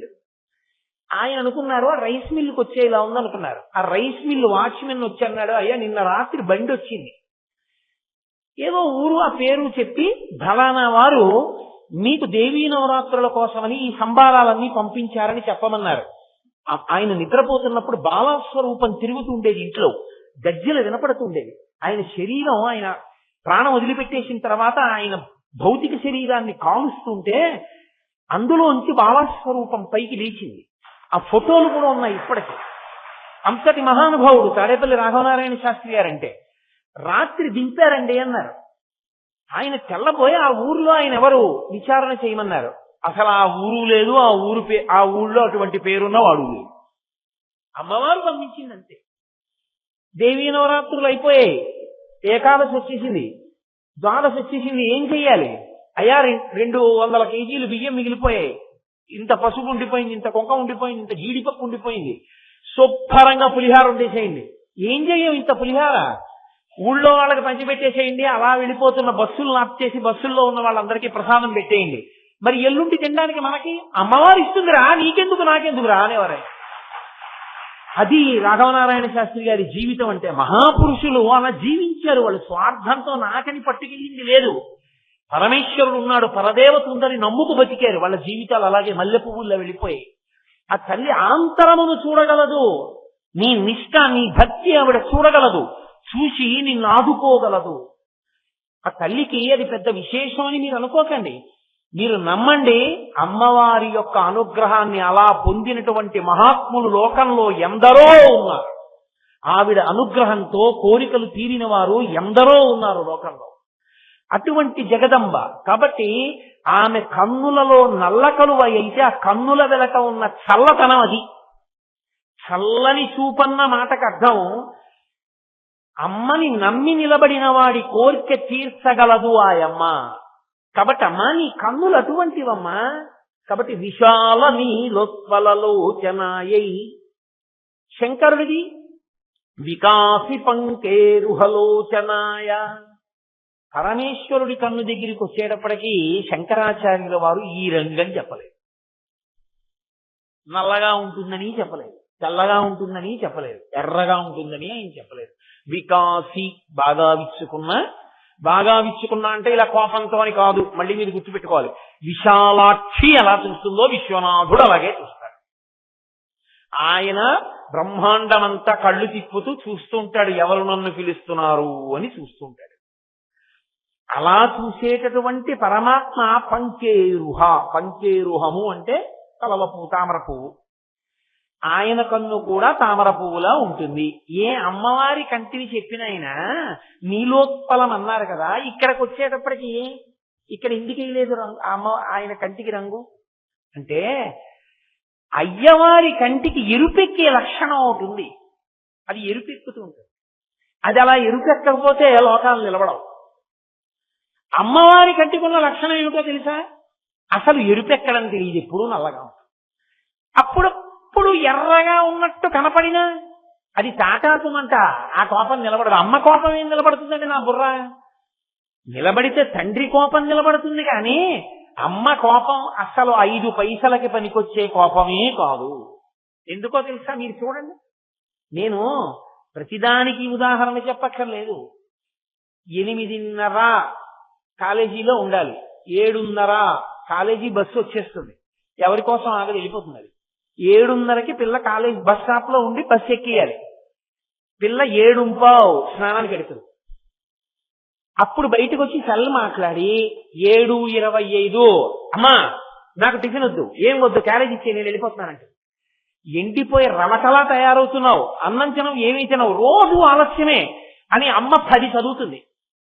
అది గుడ్లు నీరు పెట్టుకుని, నేను ఇంకా జడ కూడా వేసుకోలేదు, నాకు అక్కర్లేదు, ఇలా పైన వేసుకుంటున్నాను, అసహ్యంగా అలా ఉండకు, బాగుండదు అని నిలబెట్టి గట్టిగా ఇలా ఇలా దువ్వేస్తుంది. అది తొందరగా లేవు, ఎన్ని మాటలు చెప్పినా అంతే. మీ నాన్నకు అసలు పట్టింపు లేదు, పొద్దున్న 6ంటికి పోతే పూజా మందిరంలోంచి 9ంటికి వస్తాడు ఆయన, అందరి మీద చదివేస్తుంది, ఏమిటి ప్రయోజనం? ఆ వెనక నుంచి దువ్వేస్తుంది, జడ వేసేస్తుంది, జాజి పూలు పెట్టేస్తుంది, ఉండు నేను పెట్టేస్తానని గబగబా అన్నం కలిపేస్తుంది, నోట్లో పెట్టేస్తుంది, చదువుతూనే ఉంటుంది దండకం. దండకం ఎంత చదువుతోందో ప్రేమతో జడేసేసి పువ్వులు ఇట్టేసి అన్నం పెట్టేయడం కూడా అలా అయిపోతుంది. అయిపోయి ఏం పర్వాలేదు కానీ రే కాస్త బాబు ఏమనుకోకు నాయనా, నువ్వు మళ్ళీ వచ్చి చదువుకుంది కానీ దీన్ని కాస్త దింపేద్దు అని వెళ్ళిపోతున్నటువంటి ఎదురింటి వాళ్ళ అబ్బాయిని కాస్త పిల్లని స్కూల్లో దింపేయమని, ఆ బస్ స్టాప్ లో దింపేయమని దింపించేసి, ఎందుకైనా మంచిదని బొడ్డులోంచి 10 రూపాయలు తీసి దాని చేతిలో పెట్టి బస్సు వెళ్ళిపోతే ఆటో ఎక్కి సర్పవరం వెళ్ళి ఎక్కు అంటూ. అంటే కోపం ఏమైనా ఉపయోగం ఉందా? శిక్ష ఏమైనా ఉందా అందులో? కోపము ప్రేమ 2 నడిచిపోతాయి, అంతేగాని కోపము శిక్ష నడవవు. అమ్మ కోపం, నాన్న కోపం అలా కాదు, కోపము శిక్ష నడుస్తాయి. నాన్నగారికి కోపం వచ్చిందనుకోండి, ప్రేమతో అన్నం పెడుతూ దెబ్బలాడడం, జడేస్తూ దెబ్బలాడడం అలా ఉండదు. తీసుకొచ్చి నించోబెట్టి ఏమిటి సంగతి, రోజు వెళ్ళలేక టైంకి అని అలా నిలదీస్తాడు తండ్రి. అందుకే తండ్రి కంటికి ఎరుపు ఉంటుంది, ఆ ఎరుపు లేకపోతే ఇల్లు నిలబడదు. అమ్మలాగే నాన్న ఉన్నాడు అనుకోండి, పిల్లలు ఎవరు మాట వినరు. నాన్న అలా ఉండాలి, అమ్మ ఇలా ఉండాలి. అయితే ఆయన అలా నిలబడి అడిగేట్టు చేసేది ఎవరో తెలుసా? ఈవిడి. పూజలోంచి ఆయన బయటికి వస్తే మీరేమిటో హాయిగా పొద్దున్న అనుష్ఠానం, సాయంకాలం ప్రవచనం తిరిగేస్తున్నారు, మీ పిల్ల ఎంత గొప్పగా తయారైందో తెలుసా అంటుంది. మీ పిల్ల అంటుంది. అప్పుడు అది 7:25కి వస్తోంది రోజు స్నానం నుంచి. ఎంత ఇబ్బంది పడిపోతున్నానో తెలుసా? నేను చెప్పడం కాదు, ఓ రోజు మీకు చెప్పండి, పిల్లల్ని కూర్చోబెట్టి. రోజు నేను చెప్పడమేనా? నాకేనా పట్టింది ఇల్లు, మీకు పట్టరా అని అడుగుతుంది. ఎక్కడ లేని కోపం వస్తుంది తండ్రికి. ఆవిడ అలాగే ఉంటుంది చక్క, ఎందుకంటే ఆవిడ మహాప్రళయ తాండవ సాక్షిణి. ఆవిడికి పిల్లల్ని బాధ పెట్టడం ఆవిడకి ఇష్టం ఉండదు, చూస్తుందంతే. ఇప్పుడు ఆయన ఏటే అని కూతుర్ని కొట్టలేదు కదా, చెయ్యెత్తి కొట్టడం ఎలా సాధ్యం? కూతుర్ని కొట్టడమే అది సాధ్యం కాదు. అందుకని అసలు ఏమే అనేటప్పటికే గుడ్ల నీరు పెట్టేసుకుంటారు ఆడపిల్లలు. ఏదో మొహం ఇటు తిప్పి గట్టిగా దెబ్బలాడుతున్నాడు అనుకోండి, ఓ ఏడి చేస్తోంది అనుకోండి, గబగబా వచ్చి ఓ చాలండి ఇంకా ఆడపిల్ల అసలు సంజ వేళ ఇంకా ఏడిపించకండి ఉంటుంది. పొద్దున్న నిజేనా చెప్పే బుద్ధి ఉందా లేదా? ఇప్పుడు అలా అంటాయంటే అంటే అందుకే శాస్త్రం ఏముందో తెలుసా అండి, నేను చెప్తున్నాను అనుకోకండి, వేదం చెప్పింది ఈ మాట. యజుర్వేదంలో ఒక మాట ఉంది, ఆవిడ పరమేశ్వరుణ్ణి రుద్రుణ్ణి చేస్తుంది, రుద్రుణ్ణి శివుణ్ణి చేస్తుంది. దేని కొరకు అంటే కుటుంబాన్ని నిలబెట్టడం కొరకు. ఆవిడికి కుటుంబం మనమంతా, మనకి కుటుంబం మన కుటుంబం. తండ్రి కన్ను అవసరమైతే ఎరుపెక్కాలి, ఎరుపెక్కితేనే దీర్ఘకాలిక ప్రయోజనంలో పిల్లలు బాగుంటారు. అసలు ఎప్పుడు ఎరుపెక్కలేదనుకోండి, ఆ ఇల్లు అస్తవ్యస్తం అయిపోతుంది. అందుకే దక్షయజ్ఞంలో ఆయన కన్ను ఎరుపెక్కింది, రుద్రుడయ్యాడు. ఒక్కసారి జట పెరికి కొట్టాడు, వీరభద్రుడు ఆవిర్భవించాడు. బుద్ధి లేని దేవతలు ఎప్పుడు నిరీశ్వర యాగం చేయరు, బుద్ధి కలిగి జాగ్రత్తగా ఉన్నారు, దేవతలు లిఖించుకున్నారు. అంతకుముందు బుద్ధి లేని దేవతలు అయ్యారా నిరీశ్వర యాగానికి వెళ్ళి దక్షయజ్ఞానికి? ఆయన జట కొట్టాడు కాబట్టే, కోపంతో రుద్రుడు అయ్యాడు కాబట్టే మళ్ళీ లోకాలు సరిగ్గా నిలబడ్డాయి. ఆయనే కాలాహలవక్షణం చేసి మళ్ళీ లోకాన్ని రక్షిస్తాడు. కాబట్టి ఆయన కన్ను అవసరమైతే ఎరుపెక్కాలి, ఉత్తప్పుడు నల్లగా ఉండాలి, చల్లగా ఉండాలి. అమ్మ ఎలా చూస్తుందో ఆయన అలాగే చూడాలి. అస్తమానం ఏదో ప్రయత్నపూర్వకంగా అదే పనిగా తిరుగుతుండకూడదు, రోజు కాసేపు. అవసరం ఎప్పుడో అప్పుడు కన్ను ఎర్రపడాలి. ఆ కన్ను ఎర్రబడడం అనేటటువంటిది పిల్లల బాగు కొరకే తప్ప అది ఆయన అవలక్షణం కాదు. అందుకే మీరు జాగ్రత్తగా గమనిస్తే ఒక మాట ఉంటుంది, సదాశివుడు అని ఒక మాట. సదాశివుడు అన్న మాట బ్రహ్మగారికి విష్ణువుకి అన్వయం అవ్వదు. సదా బ్రహ్మ ఉండదు, సదా విష్ణు ఉండదు, సదాశివ ఉంటుంది. ఎందుకో తెలుసా? రుద్రరూపం శివుడికి ఉంది. రుద్ర అంటే విపరీతమైన కోపంతో ఉన్నవాడని ఒక అర్థం ఉంది. విపరీతమైన కోపంతో ఉంటే ఆయన ఎవడో ఆ కోపం ఏమిటంటన అడగగలిగిన మునగాడు లోకంలో ఉండడు. ఆయన నమస్తే అస్తు ధన్వనే బాహుభ్యాముతే నమః. రుద్రం వెంటనే నమస్కారం చేస్తూ నిలబడింది వేదం. ఈశ్వర, ఏమిటి అంత కోపం వచ్చింది? మేము పిల్లలను తప్పు చేశాం, కోప్పడకండి, క్షమార్పణ చెప్తారంతే. ఆయన రుద్రుడై నిలబడ్డాడా? ఆయన ముందు నిలబడగలిగిన వాడు లేడు. ఆయన రుద్రుడై నిలబడితే లోకములు ఆయన ముందు నిలబడలేవు. కానీ ఆయన అలా రుద్రుడిగా నిలబడ్డాడు అంటే లోపల నిజంగా కోపం వచ్చినవాడు కాదు, కోపం నటించినవాడు. అలా కానీ చూస్తే అయ్యి బాబోయ్ ఎంత కోపంగా ఉన్నారో అన్నట్టుంటాడు. నాన్నగారు చాలా కోపంగా ఉన్నట్టుంటారు, చాలా కోపంగా ఉన్నట్టు మాట్లాడతాడు. అంత మాత్రం చేత తండ్రికి ప్రేమ లేదని మీరు అనుకుంటున్నారా? ఒక్కనాటికి ఉండదు. తల్లికి ఎంత ప్రేమ ఉందో తండ్రికి అంత ప్రేమ ఉంటుంది. లోకం అంత ప్రేమ ఉంటుంది. కానీ తేడా ఏంటంటే తల్లి ప్రేమ వ్యక్తమవుతుంది, తండ్రి ప్రేమ వ్యక్తము కాదు. బేలనైపోతానని పైకి చెప్పుకోలేడు. అందుకే పురుషులకు గుండెపోటు ఎక్కువ వస్తుంటుంది. కారణం ఏమిటంటే లోపల దాచేసుకుంటారు, బాధని బయట పెట్టుకోలేరు. తండ్రికి ప్రేమ ఉంటుంది ఖచ్చితంగా, కానీ అలా కోపం నటించకపోతే పిల్లలు పాడైపోతారని కోపం నటిస్తాడు. లోపల మాత్రం ఆయన ఎప్పుడూ తండ్రే. అందుకని సదా శివ, ఎప్పుడూ ఆయన శివుడే. కోపం నటించడం ఎందుకు మరి? మన కోసం. ఆయన రుద్రుడిగా నిలబడడం మన కోసం తప్ప ఆయన కోపం వచ్చినవాడు కాడురా అని చెప్పడానికి శివుడు సదాశివుడు, విష్ణువు సదా విష్ణువు, బ్రహ్మ సదా బ్రహ్మ కాదు. శాస్త్రం శాస్త్రం అంతే. అందుకే సదా బ్రహ్మ సదా విష్ణువు లేరు, సదా శివ ఒకటే ఉంది. అంటే ఎప్పుడూ శివుడిగా ఉంటాడు ఆయన. అదే తండ్రితనం. అందుకే జగత పితరం వందే పార్వతీ పరమేశ్వరం. వాళ్ళిద్దరూ జగత్తుకి తల్లిదండ్రులు. జగత్తుకి తల్లిదండ్రులైన కారణం చేత సదాశివతత్వమనందు ఉంటాడు. కానీ కన్ను నలుపు ఎక్కుతుంది, కన్ను ఎరుపు ఎక్కుతుంది, కన్ను తెలుపు ఎక్కుతుంది. తెల్లగా ఉండడం అంటే ఆయన ఎప్పుడు తనలో తాను రమిస్తూ కూర్చున్నాడు అనుకోండి, కన్నులు తెల్లగా ఉంటాయి. లోకానికి బుద్ధి చెప్పవలసి వచ్చిందనుకోండి, ఎరుపెక్కుతాయి. రెండూ లేదనుకోండి, పరమ ప్రేమతో మనం శాస్త్రం ఎలా చెప్పిందో అలా బతుకుతున్నాం అనుకోండి, ఆయన కన్నులు నల్లగా ఉంటాయి, చల్లగా మన్ని చూస్తుంటాయి. అందుకని అమ్మవారికి వేసిన విశాల నీలోత్పల లోచనాయి తీసుకొచ్చి శివుడికి వేయకూడదు. వేస్తే కుటుంబ వ్యవస్థ పోతుంది అక్కడ. అందుకని శంకరులు వెయ్యరు. తాత్పర్యంలో ఎక్కడో పొరపాటున ఎరుపు రంగు గురించి పడింది, శివుడి కన్నులు ఎరుపని. కానీ అలా అనలేదు శంకరాచార్యులు వారు. వికాసి పంకేరుహలోచనాయై, అందులో ఎరుపుతనం శబ్దమే లేదు. కాబట్టి వికాసి పంకేరుహలోచనాయై అంటే బాగా తెరుచుకున్నటువంటి విచ్చుకున్న తామర పువ్వు వంటి కన్నులున్నవాడు అయినా అంతే. ఆయన కన్నులలో కూడా సదాశివతత్వమునందు ఎప్పుడూ నలుపుతనముండి లోకాన్ని రక్షించడము ఒక్కటే ప్రయోజనంగా ఉంటుంది. అందున శివుడి విషయంలో ఉండే గొప్పతనం ఏమిటో తెలుసా అండి? అసలు మీరు శివా నన్ను రక్షించని అడగక్కర్లేదు. శివభక్తులై మీరుంటే చాలు. అంటే నా ఉద్దేశం విష్ణు భక్తి అంత గొప్పది కాదు అని నేను చెప్తున్నానని మీరు అనుకోకూడదు. విష్ణు భక్తి కూడా అంతే గొప్పది. విష్ణు భక్తి కూడా అంతే. శివభక్తి ఎంతటిదో విష్ణుభక్తి అంతే గొప్పది. శివకేశవుల మధ్య భేదమే చెప్పడానికి వీలేదు. తత్వతః మాట్లాడినప్పుడు కొన్ని చెప్పవలసి ఉంటుందంతే. కాబట్టి శివస్వరూపమునకుండే లక్షణం ఏంటంటే, శివ నీవు నన్ను రక్షించు అని అసలు మీరు అడగవలసిన అవసరం ఉండదు. ఆయన తన వస్తువు కాబట్టి తాను రక్షించుకుంటాడు. మీరు చూడండి, నేను మీకు ఒక విషయం చెప్తాను, ఒక ఉదాహరణ తీసుకొస్తాను. మార్కండేయుడు శివలింగం దగ్గర కూర్చుని అర్చన చేస్తున్నాడు. యమధర్మరాజు గారు వచ్చి పాశం వేస్తాను, నీకు సమయం అయిపోయింది, బయటికి వచ్చేయన్నాడు. నేను రాను అన్నాడు ఆయన. శివార్చనే చేసుకుంటానన్నాడు. నువ్వు శివార్చన చేసుకుంటే వదిలిపెడతాననుకుంటున్నావా? నేను పాశం వేస్తాను అన్నాడు. ఇప్పుడు ఆయన ఏం చేశాడంటే, శివా నన్ను రక్షించనా ఆయన అడగలేదు.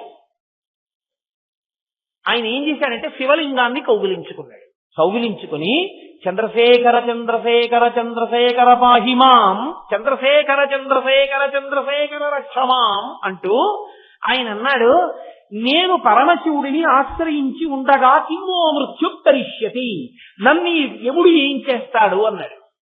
నేను శివుడి కాళ్ళు పట్టుకుని ఉండగా వీడేం చేయగలడు అన్నాడు. తప్ప శివా యమధర్మరాజు గారు వచ్చేశారు, నువ్వు వచ్చి నన్ను రక్షించని ప్రకటనంగా ఎక్కడ అనలేదు. కిన్నో మృత్యు కరిష్యతి, ఈ యముడు నన్నేం చేస్తాడన్నాడు. అయినా యమధర్మరాజు గారు పాశం వేశాడు. ఇప్పుడు పాశం ఎలా వేయాలి? శివుణ్ణి శివలింగాన్ని కౌగలించుకుని ఉంటే ఒక్క మార్కండేయుడికి పడుతుందా? ఆ పాశం వేసినప్పుడు శివలింగానికి మార్కండేయుడికి కలిపి పడింది అంతే. ఉత్తర క్షణంలో పరమశివుడు ఎడమకాలెత్తి ఒక్క కన్ను తన్నాడు గుండెల మీద యముడికి. యముడు చనిపోయాడు.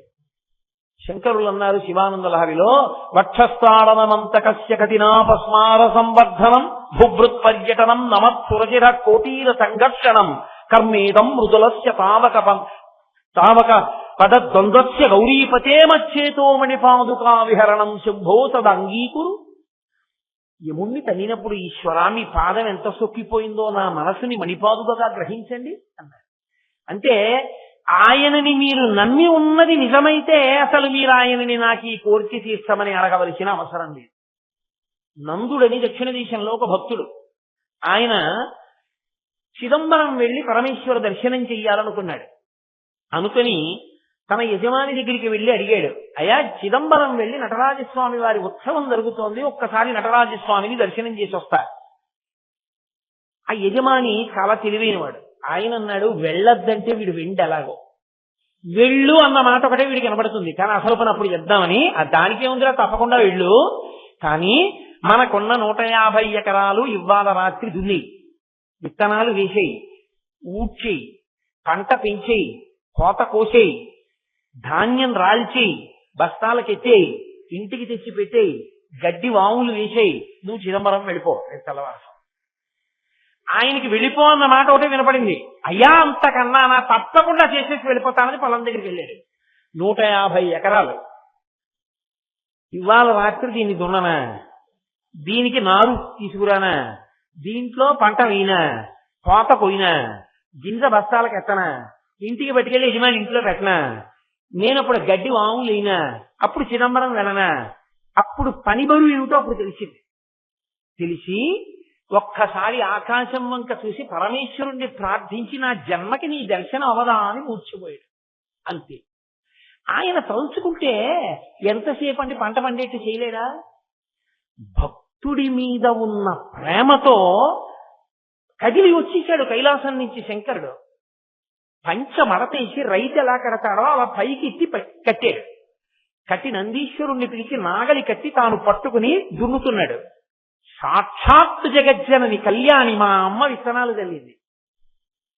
ఎంతలో పండుతాయి? భూమి పరవశించిపోయింది పరమశివుని యొక్క పాద తాడనము చేత. పంట పండింది. గణపతి కోచేశాడు, సుబ్రహ్మణ్యేశ్వర స్వామి బస్తాలకు ఎత్తాడు, తీసుకొచ్చారు, యజమాని ఇంట్లో పెట్టేశారు. 5 నిమిషాలు, నందా లే పంట నీ యజమాని ఇంట్లో పెట్టేశాం వెళ్ళన్నారు. గబగబా వెళ్ళాడు యజమాని ఇంటికి. అయ్యా అదిగో బస్తాలన్నీ పెట్టేశానన్నాడు. చల్లబోయాడు యజమాని. కాళ్ళ మీద పడిపోయాడు. నందుడి కాళ్ళ మీద, ఒరే నీ భక్తికి శివుడు కదిలొచ్చి వ్యవసాయం చేసేసాడు రా, నీ ఇక నుంచి మన ఇద్దరిది సగం సగం అన్నాడు. నాకు ఈ సగం వద్దేవి వద్దన్నాడు. చిదంబరం వెళ్ళాడు. తర్వాత నటరాజస్వామిలో ఐక్యమైపోయాడు ఆయన. కాబట్టి శివభక్తిలో ఉండే గొప్పతనం ఏమిటో తెలుసా? మీరు అసలు అడగక్కర్లేదు. విష్ణు భక్తి అయినా అంతే. మీరు అసలు అడగవలసిన అవసరము లేదు. శివా నాకు ఇది అని చెప్పక్కర్లేదు. మీరు భక్తుడైతే శివుడు చూసుకుంటాడు. ఆయనకున్నటువంటి గొప్పతనం అది, ఆ కన్నుకున్న గొప్పతనం అది, అది చూడగలదు. నువ్వేమై ఉండాలి? నువ్వు భ్రమరమై ఉండాలి. అవి 2 పువ్వులు కదా మరి. అమ్మవారి కన్నులు తామర పువ్వులు, అయ్యవారి కన్నులు తామర పువ్వులు. తామర పువ్వు మీద ఏముండాలి? తుమ్మెద తిరగాలి. ఇప్పుడు తుమ్మెదలేవి అంటే ఎవడు భక్తుడో వాడి చూపులే తుమ్మెదలు. ఎందుకని? భక్తుడైన వాడు తన పంచేంద్రియాల్ని, మనస్సుని, 6 భగవంతుని యొక్క కన్నులనే తామర పువ్వుల దగ్గరికి వెళ్ళి పెట్టేస్తాడు. అక్కడే తిరుగుతుంటాడు. ఆ కన్నుల వంక చూస్తూ పొంగిపోతుంటాడు. అప్పుడు ఆయన మనసు, పంచేంద్రియములు, కన్ను అక్కడే చూస్తుంది. చెవులు ఆయన కన్నుల గురించి వింటాయి. నాలుక ప్రసాదం తింటుంది. స్పర్శ ఆయన పల్లకి ముట్టుకుంటుంది. నేను ఈ మధ్య ఓ క్షేత్రానికి వెళ్ళా. ఒక ఆయన వాహనాన్ని ముట్టుకుని పొంగిపోతున్నాడు ఇలా ఇలా ఇలా ఇలా శ్రీకాళహస్తిలో.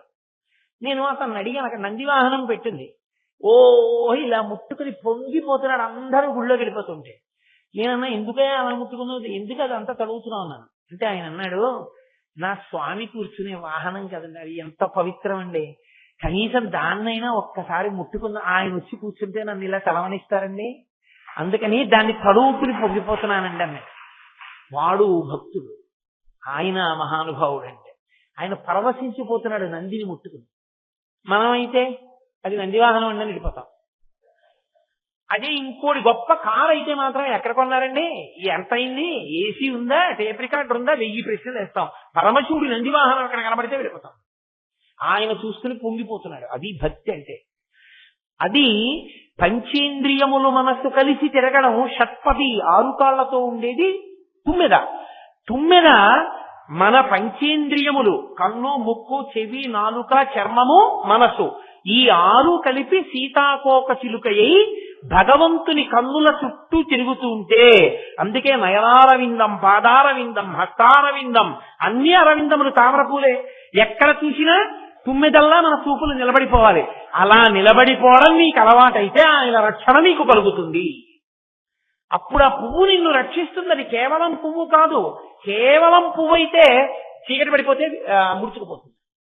సూర్యుడు కనపడకపోతే ముడుచుకుంటుంది తామర పువ్వు. అది అలా సూర్యుడు కనపడకపోతే ముడుచుకునే తామర పువ్వు కాదు, రక్షణ శక్తి కలిగిన తామర పువ్వు. సూర్యోదయ సూర్యాస్తమయములతో సంబంధం లేకుండా వికసించి ఉండే తామర పువ్వు. అటువంటి తామర పువ్వు తామర పువ్వు. కాబట్టి వాళ్ళిద్దరి యొక్క హృదయము రక్షకత్వము ఎప్పుడూ రక్షిస్తుంటారు, నీ మనస్సు నువ్వు పెట్టగలిగితే. ఇది చెప్పడానికి విశాల నీ లోత్పలలోచనాయై. పరమశివుడి దగ్గరికి వచ్చేటప్పటికీ ఆయన కన్నులు వికాసి పంకేరుహలోచనాయ సమీక్షణాయై విషమీక్షణాయ. శంకరుల మాటలు అంత చిత్రంగా ఉంటాయి. సమీక్షణాయై అంటే ఈ కన్నిటు వెళ్ళింది అనుకోండి, దాన్ని సమీక్షణం అనరు. చూపులో దోషం ఉంది, అలా వెళ్ళవు కదా, అలా వెళితే మెల్ల. కన్ను వంకర అయింది అనుకోండి, వెంటనే మనకి తెలుస్తుంది ఏంటంటే ఆయన కన్ను కొంచెం వంకరగా ఉందంటే మెల్ల కన్ను అంటాం వెంటనే. 2 కళ్ళు ఎప్పుడు ఒకలాగే ఉంటాయి. ఇలా చూశారనుకోండి 2 కళ్ళు అటు తిరుగుతాయి, ఇలా చూశారనుకోండి 2 కళ్ళు ఇటు తిరుగుతాయి. అంతేకాని ఇటు వెళ్ళి చూడు అటు నేను వెళ్ళి చూస్తానంటుంది ఏంటి. ఎటు చూసినా 2 కళ్ళు ఒకలాగే తిరుగుతాయి. 2 కళ్ళు ఒకలా తిరిగితే సమీక్షణాయి, అలా తిరగలేకపోతే విషమీక్షణాయి. అమ్మవారి విషయంలో సమీక్షణాయి. ఆవిడ ఇలా చూసింది అనుకోండి 2 కళ్ళు ఇటే తిప్పి చూస్తుంది.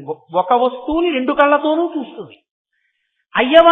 అయ్యవారికి అలా తిరగవు అంటున్నారు శంకరాచార్య. ఎందుకని? ఆయనకి ఈ 2 కాదు, ఇక్కడ ఒక ఉంది. మరి ఇది తిరగదుగా, అసలు మూసి ఉంటుంది. ఇది ఇలా దీంతో పాటు తిరిగి అలా తిరగదు కాబట్టి విషమీక్షణాయి. ఈ 2 కళ్ళతో ఇలా చూస్తూ ఈ 3వ కన్ను కూడా విప్పుతాడు. విప్పాడనుకోండి ఈ 2 కళ్ళు ఓపెన్ చేస్తే ఈ కన్ను ఓపెన్ చేస్తుంది. అది చిత్రం. అమ్మవారి కళ్ళు ఇలా చూసింది అనుకోండి, ఈ కన్ను ఓపెన్ చేయదు, 2 కళ్ళు దయనే కురిపిస్తాయి. అయ్యవారిది అలా కాదు, ఆయన ఇలా 2 కళ్ళతో చూసి 3వ కన్ను విప్పాడు అనుకోండి, విప్పితే ఎదురుగుండా ఉన్న వస్తువు భస్మమైపోతుంది. అప్పుడు ఈ 2 కళ్ళతో చూశాడు, 3వ కంటితో కాల్చాడు. విషమీక్షణాయి.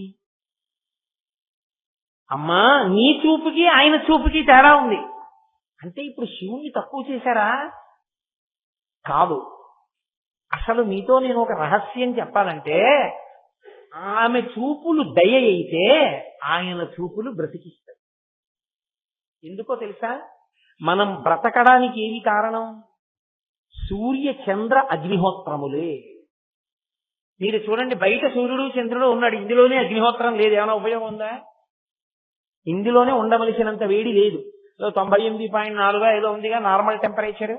దానికో 2 డిగ్రీలు పెరిగినా పడుకుంటాడు, 2 డిగ్రీలు తరిగిపోయినా అరికాళ్ళు రుద్దాలి కదా.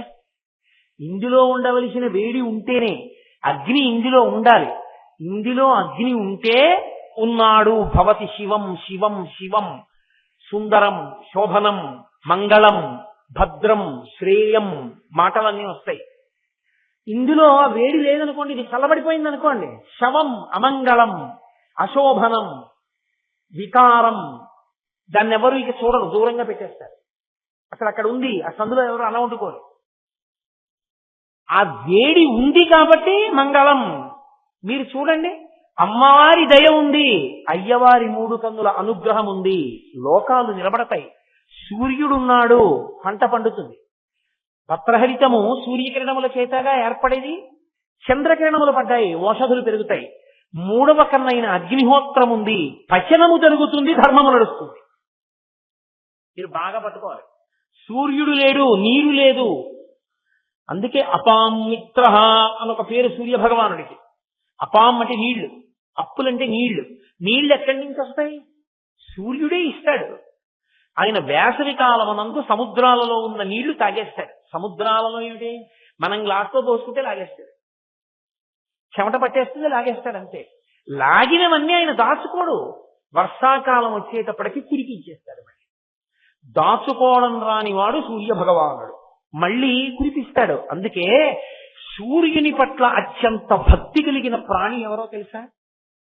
సూర్యుడంటే అపారమైన భక్తి ఉండి ఎప్పుడు ఆయనకి కృతజ్ఞత చెప్పడంలో ముందుండే ప్రాణి కప్ప. ఆయన మేఘరూపంలో వర్షం కురిపించాడు అనుకోండి, రేపు వస్తోందిగా ఇంకా రథసప్తమికి రథాలు జరుగుతాయి.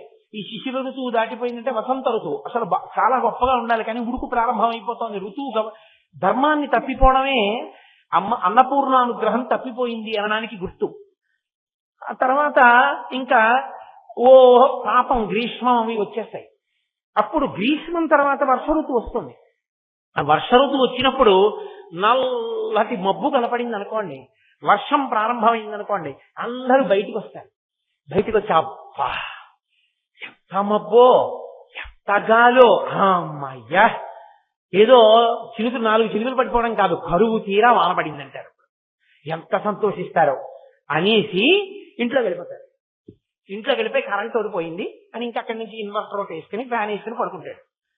కానీ రాత్రల్లా నిద్రపోకుండా అలా అరిస్తే పాము వచ్చి పట్టుకుంటుందని కూడా చూడకుండా మేఘరూపంలో వర్షం కురిపించిన వాడు సూర్య భగవానుడని సూర్యుడికి కృతజ్ఞత చెప్పడానికి ఆపకుండా అరిచి నమస్కరించేది కప్ప ఒకటే. బెక బెక బెక బెక బెక బెక అంటూనే ఉంటుంది, ఈశ్వరుడికి నమస్కారం చేస్తూనే ఉంటుంది.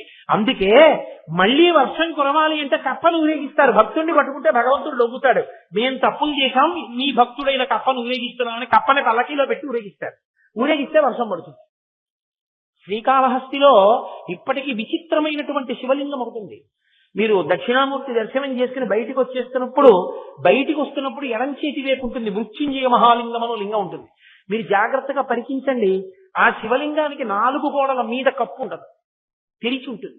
ఎందుకో తెలుసా? వర్షాలు పడకపోతే తలుపేసేసి ఆ గోడల నుంచి అన్నంతో అభిషేకం చేసేస్తారు. అన్నాభిషేకం చేసి వదిలేస్తారు గుళ్ళో. వదిలేసిన 3 రోజులకి బ్రహ్మాండమైన వర్షం పడుతుంది. నిరూపణమైంది కూడా, లోకాల్ని నిలబెడుతుంది ఆ శివలింగం. కాబట్టి సూర్యుడు అపామిత్ర, ఆయన నీటికి చాలా దగ్గరైన వాడు. ఆ సూర్యుడు లేకపోతే వర్షం పడదు, ఆ సూర్యుడు లేకపోతే పగలు లేదు. ఏదో చాలా ఎండగా ఉందండి, అబ్బా చచ్చిపోతున్నామండి అంటాం మనం. సరేనండి, నేను 3 నెలలు రాను అని అన్నాడు అనుకోండి సూర్యుడు.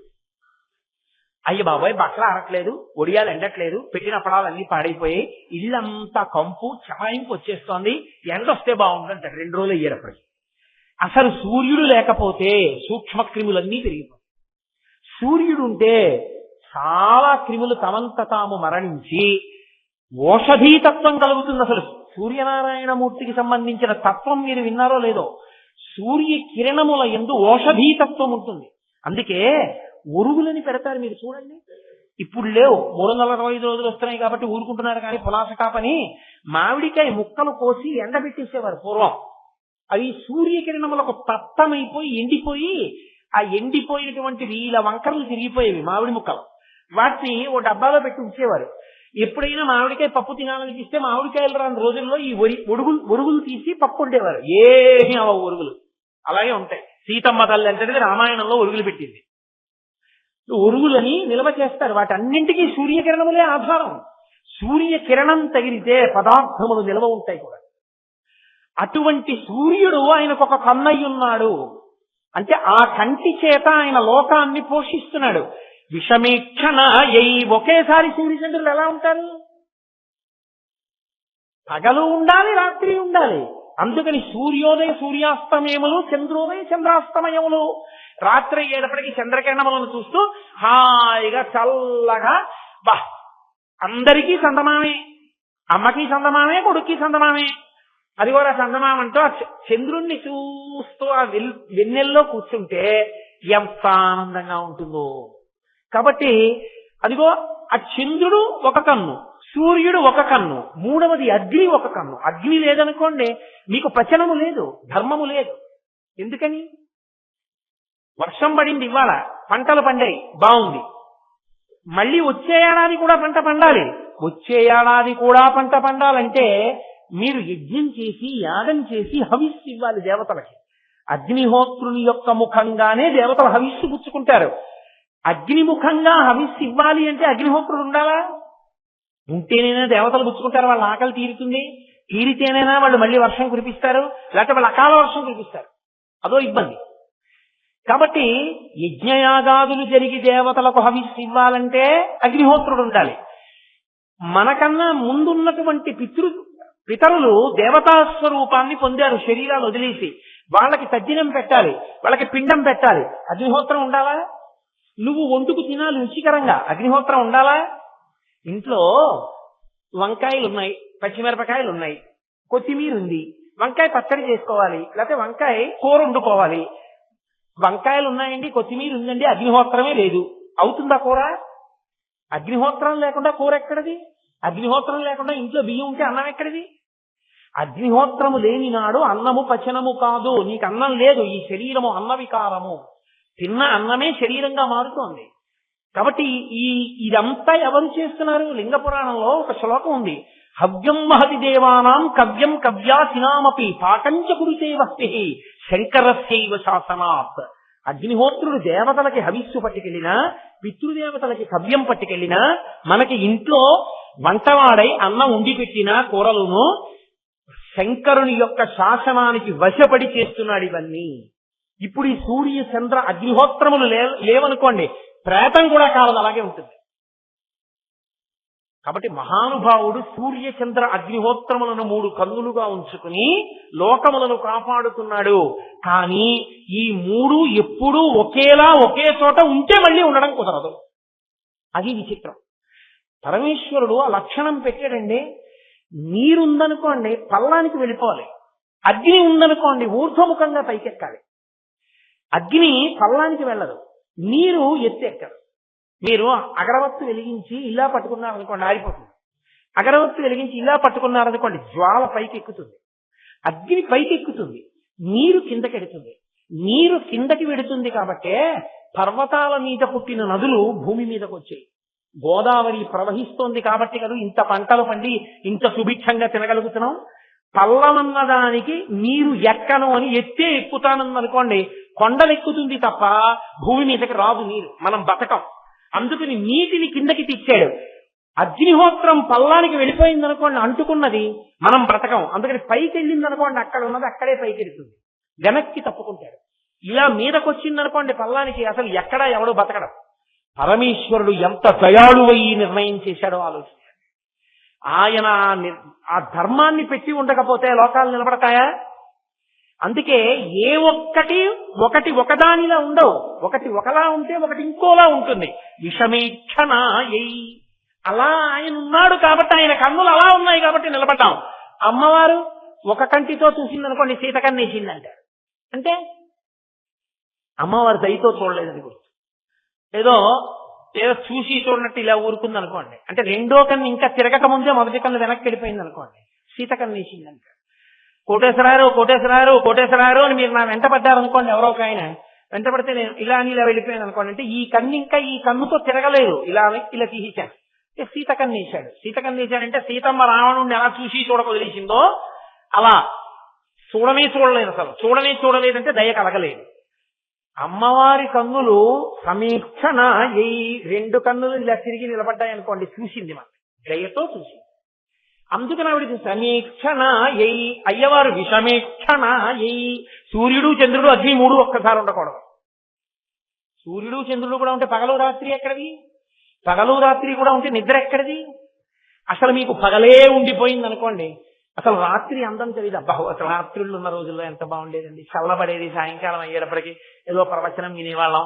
అయ్యి బాబోయ్ ఎప్పుడూ ఎండ చీకటి రావట్లేదండి, ఏమిటో మరి ఏమైపోయిందో, చీకటి ఎక్కడికి పోయిందో అంటాం. ఇప్పుడు సూర్యుడు వెళ్ళి చంద్రుడు రావాలి, చంద్రుడు వెళ్ళి సూర్యుడు రావాలి. అప్పుడే సంధ్యాకాలం అనుష్ఠానం, అర్చన, ధర్మము, యజ్ఞము, యాగము, క్రతువు, ముహూర్తము, చాంద్రమానము, తిథి ఇన్ని నడుస్తాయి. లేకపోతే అన్ని ఆగిపోయింది. కాలగమనంలో నీకు పుణ్యాపుణ్య కాలముల వివక్షణ పోయింది.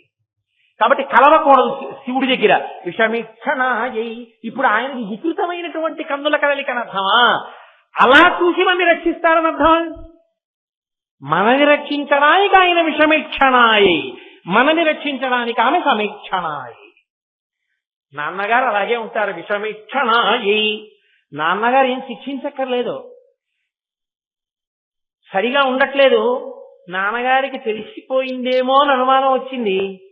నాన్నగారండి అన్నాడు అని చూపు నిలబెట్టలేదు అమ్మ, మాట్లాడలేదు. ఎంత బాధగా ఉంటుంది. నాన్నగారు మూడు కలిపి నిలబెట్టారనుకోండి, తట్టుకోగలడా?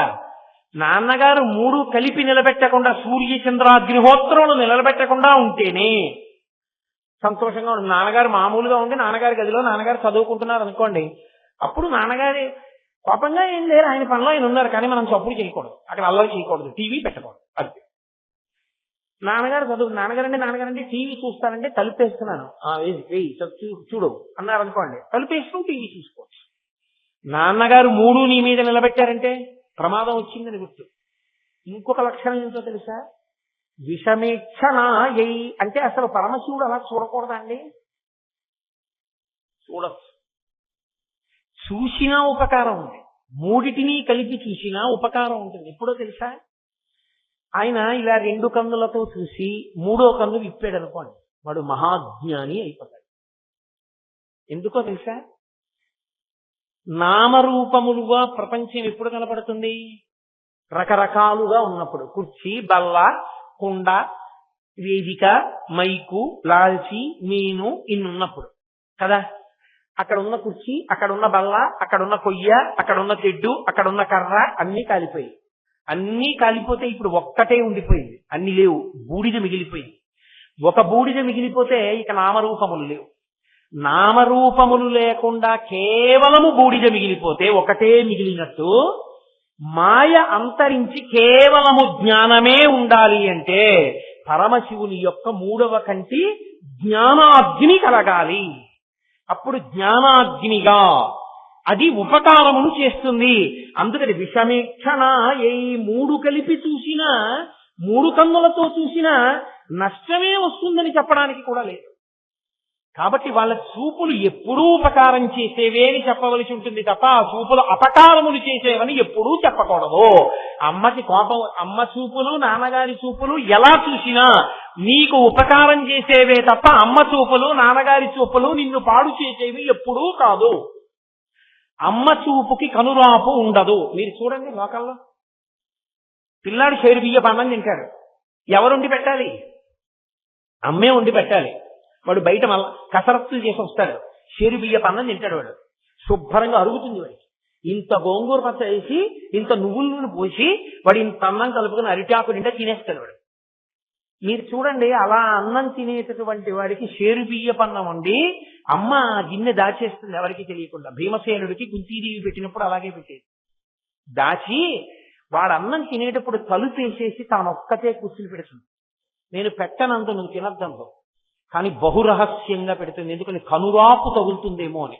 అమ్మయే జీటు వీడి ఇంత తింటాడన్న అందనుకోండి, ఇక అసలు లోకంలో ఎవరైనా నిలబడతారా? అమ్మ పెడుతుంటే నాన్నగారు వచ్చారనుకోండి, కనురాపు తగులుతుందా? నాన్నగారి చూపుకి కనురాపు ఉంటుందా? వీడు షేరు బియ్యపు అన్నం తింటున్నాడని నాన్నగారు చూస్తే వాడికి ఏమైనా దృష్టి దోషం తగులుతుందా? ఒరేయ్ నువ్వు చక్కగా తిను, కానీ నాన్న కడుపు నిండాను, అందరి మధ్యలో తినకు అని తల్లిదండ్రులు ఏం చెప్తారంటే, ఏదో పెళ్లికి ఎడుతున్నారనుకోండి వాళ్ళ మధ్యాహ్నం, వాడికి 10ంటికి పెళ్లికి బయలుదేరుతూ అమ్మ ఏం చేస్తుందంటే ఓ 3/4 సేరు అన్నం వండి పెట్టేసి వాడికి కందికుండా ఉల్లిపాయ అన్ని వేసి పెట్టేసి తినేశాక ఒరే అక్కడ 1/4 సేరు బియ్యపన్నమే తిను, లేదా 1/2 తిను, ఇంటికి రాగానే మళ్ళీ పెడతాను, అక్కడ ఎక్కువ తినకేనా దృష్టి తగులుతుందంట. అమ్మ మనసులో ఆ లక్షణం ఉంటుంది. నాన్నగారు ఓ 10 రూపాయలు చేతిలో పెట్టి ఒరే నీకు అంతగా ఆకలిస్తే బయటికి ఎక్కడన్నా పోయి ఏమైనా తినేసిరా, అక్కడ తినక ఎక్కువ అంటాడు. వాళ్ళిద్దరి చూపులలో దోషమన్నది ఉంటే అసలు బిడ్డలు ఉంటారా నాకు చెప్పండి. మన యందు ఏదైనా ఒకవేళ తేడాపాడాలు దోషాలు ఉంటే వాళ్ళు కప్పుకొస్తారు వాళ్ళ చూపులతో. వాళ్ళ చూపులు సమీక్షణాయై విషమేక్షణాయై అవి లోకాల్ని కాపాడాయి తప్ప అవి మనని పాడు చేసే చూపులు కావు. అటువంటి చూపులున్నవో తల్లిదండ్రులారా, నమశివాయై చ నమశివాయ. అప్పుడు వాళ్ళు ఎటువంటి వారో వాళ్లే ఇంట్లో తల్లిదండ్రులుగా ఉన్నారు. వాళ్ళ ఇంట్లో ఎదురుగుండా తల్లిదండ్రులుగా ఉన్నప్పుడు, అన్ని ఇళ్లలో కళ్ళ ముందు పార్వతీ పరమేశ్వరులే ఉన్నప్పుడు ప్రతి ఇల్లు ఎంత సంతోషంగా ఉంది, అందరూ సంతోషంగా ఉన్నారని చెప్పడానికే నమశివాయై చ నమశివాయ.